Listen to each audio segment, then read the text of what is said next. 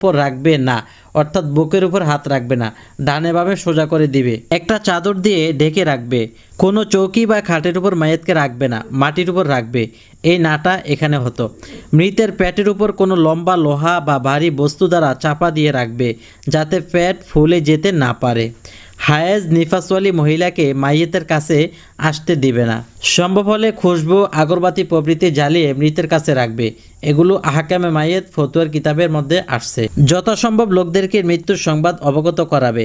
মাইকেও মৃত্যুর সংবাদ প্রচার করা যায়, তবে মসজিদের মাইকে বাইরের লোকদের সংবাদ দেওয়া যায় না। অবশ্য উক্ত মাইয়েতের জানাজা নামাজের প্রস্তুতি নেওয়ার জন্য মসজিদের মাইকে মসজিদের এলান করাতে বাধা নেই।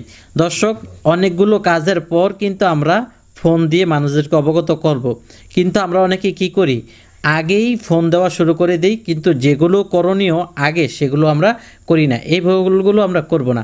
তারপর মাইয়েতের জন্য ইস্তিগফার করতে থাকবে, যে আল্লাহ যেন তাকে ক্ষমা করে, তার জন্য ক্ষমা প্রার্থনা করতে থাকবে। দ্রুত দাফন কাফন সম্পন্ন করবে, এটাই উত্তম।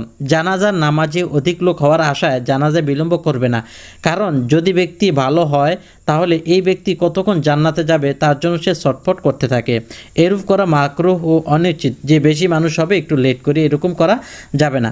আপনজনের মৃত্যু হলে এরূপ পড়বে, ইন্না লিল্লাহি ওয়া ইন্না ইলাইহি রাজিউন, আল্লাহুম্মা আজিরনি ফি মুসিবাতি অখলিফ লি খয়রাম মিনহা। আপনি যদি পুরোটা দোয়া না পড়েন তাহলে ওই রাজিউন পর্যন্তই পাঠ করবেন। অর্থ হলো, নিশ্চয়ই আমরা আল্লাহরই জন্য এবং অবশ্যই আমরা তারই নিকট ফিরে যাব।